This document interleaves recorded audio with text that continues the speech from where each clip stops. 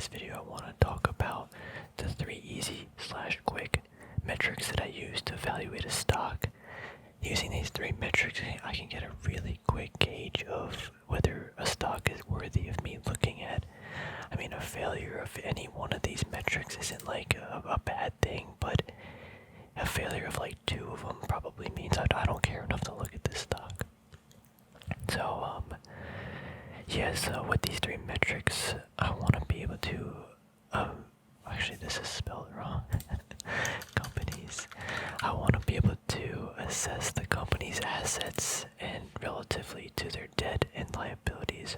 I want to have some growth metric of the the stock or company, and I want to have a valuation compared to what the market's valuing it, to how much they're earning. And each of these gives me holistically, really quickly, a gauge of the healthiness of a stock according to my criteria. We'll get into each individual one in a second. If the stock passes this criteria, then I'll usually dive further. But I try not to create like any story or narrative behind the stock prior to, looking at the actual valuation of it, because in my opinion it creates too much risk, right? Because if you get like emotionally attached to the stock and company and the story as opposed to what it's actually worth. So that's just one way I can minimize some risk. I obviously make exceptions with these, like for exploring companies like miners. They don't really grow. They have sometimes like decent balance sheet, but a lot of the metrics just don't line up. So it doesn't work for every stock and every company that I'm looking to buy, but it works for enough where I can filter it out pretty quickly. These do fit better for more established companies, but you can still use it on smaller companies with just using some common sense when applicable, I guess. So the first one's working capital to debt. This became one of my favorite metrics. This, in my opinion, takes into account the entire balance sheet, but it obviously doesn't take into account the entire balance sheet, but a big percentage of the balance sheet, to a point where if I just see this metric, I can kind of get a gauge of their entire balance sheet. I said balance sheet way too much. But what is working capital to debt? Well, the working capital is the total current assets, like cash, accounts receivable, stuff like that, minus current liabilities. And then you divide that number by the total debt, the total debt they have, but which should just be long-term debt, because current liabilities usually takes into account the short-term debt. And this shows what percentage of the current assets this company has they can use to pay off long-term debt. But obviously you're subtracting the current liability, so it's like raw assets. Their total current raw assets, what percentage of that can they use to pay off their long-term debt? So 100% means the company can pay off all of its long-term debt with the raw current assets, which is cool. Anything below 100, is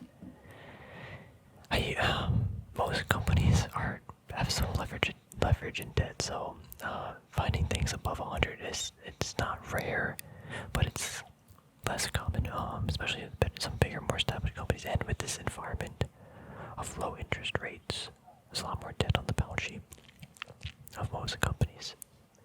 But I like to look at things over 100%. 150% is pretty healthy in my opinion. Even 200 would be super great. Anything below 50%, though, is where I start to get really I can probably find a better company. But again, we do make exceptions depending on the market that they're in. Like the aerospace and defense market has very high, I guess aerospace, not really defense, but Boeing, Lockheed, I don't think Boeing's that good of a company, but they just are naturally more in debt. So there's a lot of things to consider, but this is a good one. Expectation, or realistically exceptions can be made, right? So I like companies with low debt. Obviously, I feel like most people should, but I just don't like leverage. I feel like it's very hard for a company with no debt and no leverage leverage to go out of business. It's possible, but it's less likely is the best way to say it.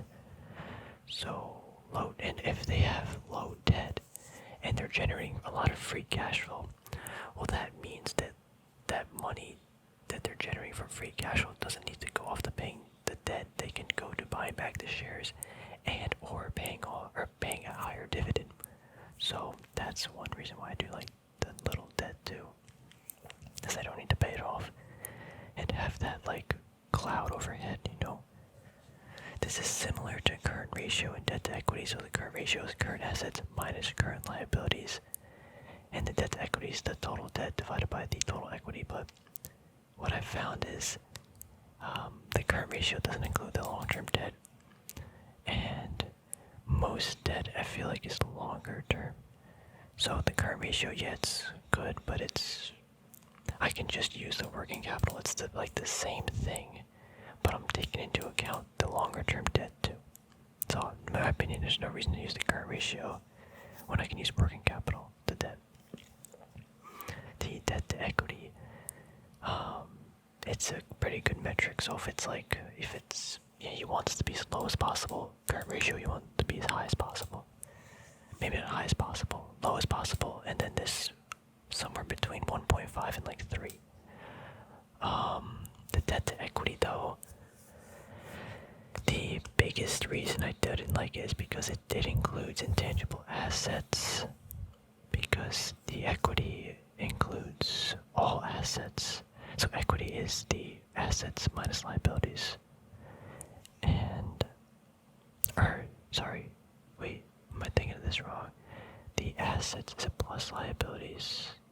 I think it's plus liabilities. Yeah, I just looked it up. It's assets minus liabilities. And what I've found is companies tend to make their assets, or goodwill and intangible assets, higher to make the equity seem better. And if you were to take out the intangibles and goodwill on the balance, or the assets, it makes the equity of the company 0. And I don't know, but I'm very, very probable that companies do that on purpose.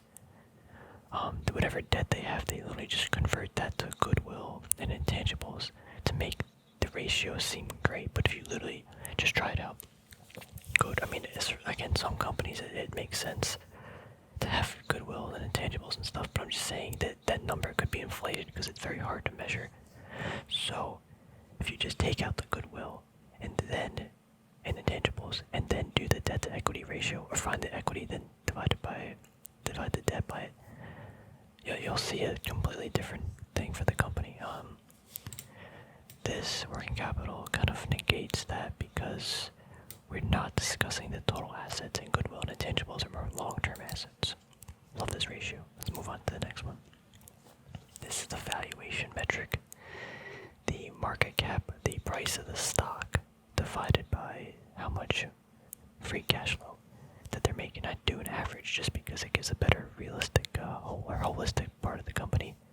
You can use net income, that's obviously the PE ratio.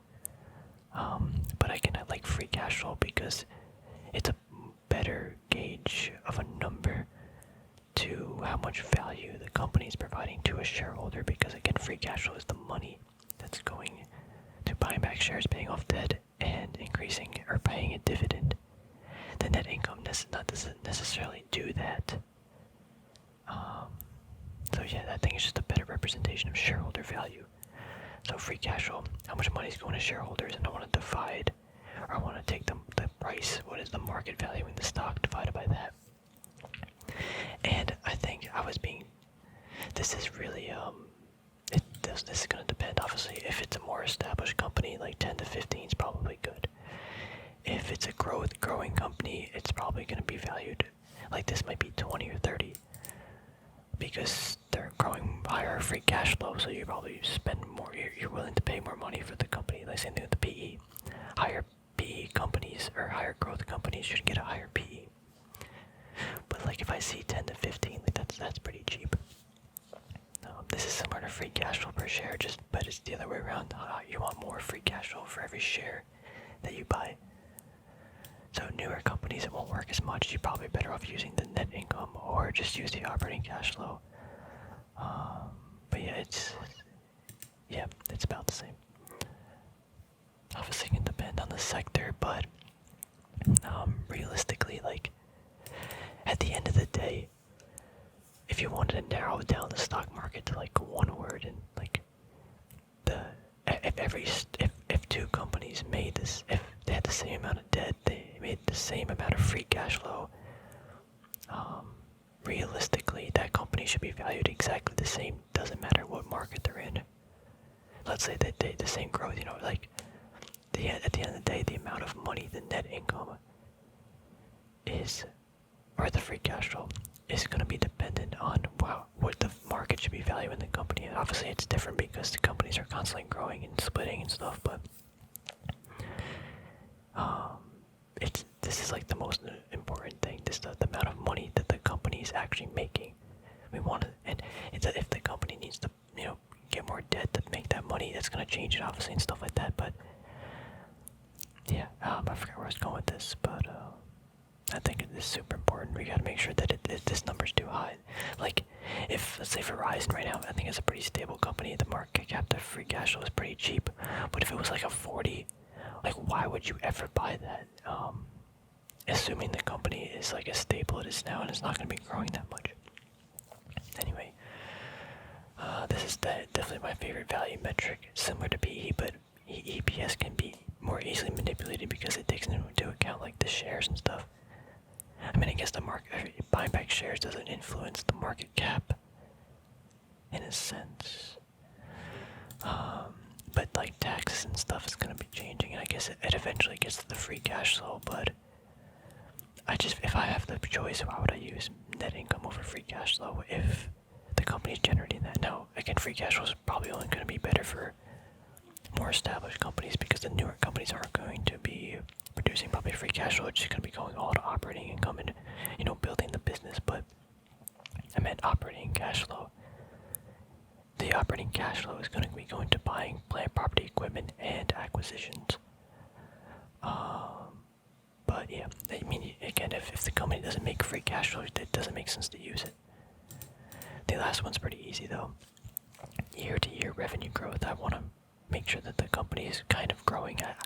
We don't need to see like 20-30% growth every year, like, because that's a great point. If we see high revenue growth, like 20%, this average free cash flow is going to be very, very, or much higher. So it wouldn't make sense to do like a 10 or 15. It'd probably be like a 30 multiple, or a market cap to free cash flow. Oh yeah, by the way, I use 3 to 5 years. I think I said that, but because it's just better average. Be a new revenue minus old revenue divided by the old revenue, just a simple growth formula. Looking for at least like 4 years of growth. Any 1 year going up or down, I'm trying not to include that too much in the equation because it just doesn't make sense to. I mean, from like a longer term point of view, these metrics are more used for like investing, not trading and stuff. And I'm trying to buy some value here. I do like buying cheap companies and watching them get more expensive. I don't really chase the momentum that much. It's fun, but I lose in it. Yeah, I mean, obviously a smaller company is probably going to increase, or a growing market company is going to grow faster, but I definitely, the big thing with this is I don't want to see negative revenue growth consistently over multiple years, because that means that the company is losing not only market share, but they're just not making good decisions almost. So definitely don't want to see that. About 5 to 10% growth is probably great. 20% is a little higher on the end, but 5 to 10% growth, revenue growth, I think is quite solid. Because a company also doesn't need to increase revenue that much if they're being more efficient. You can see that through their margins. If they're, let's say, their revenue is increasing like 5%, but their margins each year are increasing by like 1%, like, or, sorry, what was I going to say? But if their margin, or their, okay, re-say that. If their revenue is increasing by like 5% and their net income is increasing by like 5.5% or 6%, that means they're getting higher margins each year, which means they're getting just better as a company. So that's something to look forward to.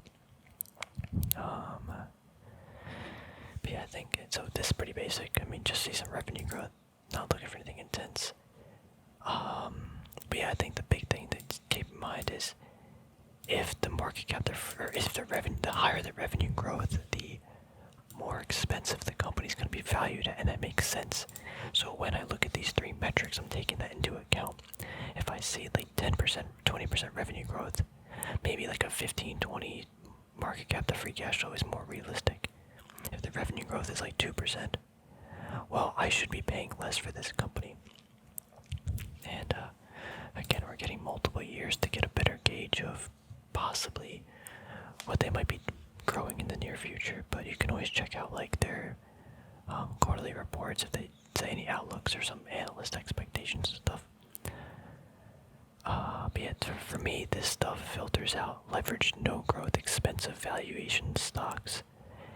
And I might miss out some like good stocks here and there and miss out on some gains, but I don't care because I can filter out all this stuff and focus on the things that I think are really important.